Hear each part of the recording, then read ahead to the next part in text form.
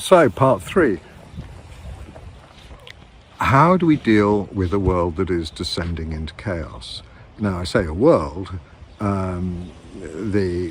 Russia, China, India, Africa, to some degree South America perhaps, they are not addicted to the West. They are not ideologically connected to the West, whether they have an allegiance to the highest families, the R&R or WEF, etc. I really don't know. It's not my field. I know people, a lot of people will want to say, oh, it's all the same game, they're all players. Maybe. To me personally, I see a lot of self-interest in what Russia and China and India are doing, and very sensible self-interest. Doesn't mean they're particularly nice people per se, but they are looking after their country, which of course benefits them because they profit from their country. The real chaos and the real damage is going to be done to the West. And then, as I say, how do we deal with that? Well, let me touch first on, is this inevitable? Is there a way out? What is actually going on? And the only level that is higher than the R&R families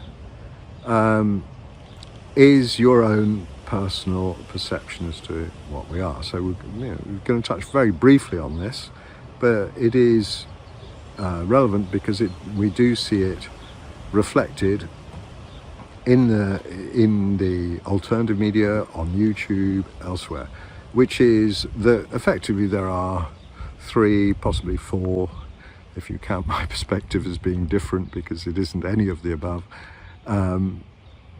models by which you can regard humanity and being human and what we are. If you are essentially atheist or nihilist, we are just sacks of flesh running around that happen to have a computing power in our brain, then you're going to be very much absorbed by what is going on day to day. But even there, hopefully, what I've suggested in the first and second videos will give you some pause for thought that you can take a strategic view. Whether you can get out of this as a human being without any understanding of, or with an assertion that we are no more than flesh and blood, I don't know. Well, what I can say is that everything I propose in terms of surviving and thriving is actually, of course, in the real world. I'm not going to suggest that you get an orange robe, sit in a cave and wait for it all to be over. Though I might try that one. But the narrative for the atheist is essentially a geopolitical, realist, materialist one. Now, we all have access to that world. I've described it myself. But then there are two other narratives in particular.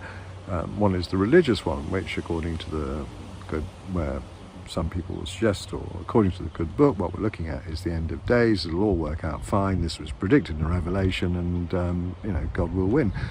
And that's great. I hope he does. I hope we do. As far as I'm concerned, right now we're down to divine intervention, alien intervention, or because mass awakening is clearly not occurring. So yeah, hats off to God if he turns up. I'm all for it. The New Age mentality, which is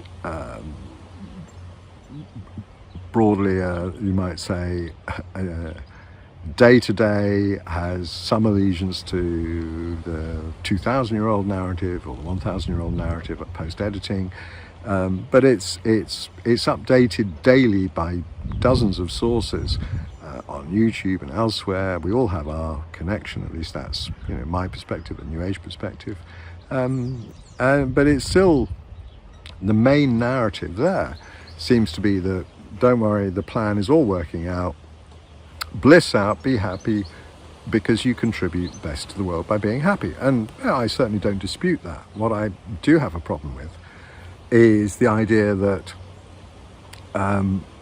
you don't need to be informed, you don't need to do any thinking or research.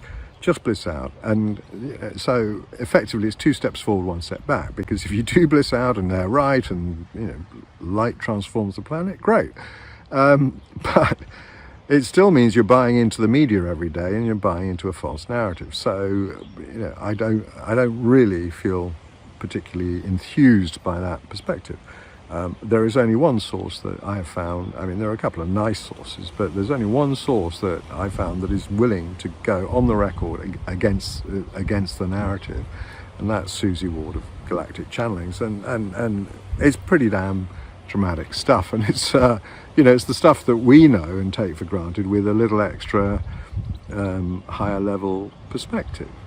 The pedophilia, the money laundering, the lies, the deception, all the rest of it, stuff that we sort of know, but it's nice to hear at least one source saying, yeah, that's going on, and again,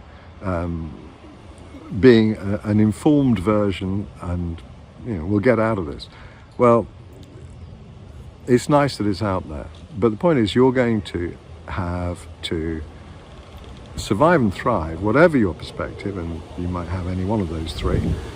Mine is to some degree a fourth perspective. It's a little bit more, I think of it as metaphysical.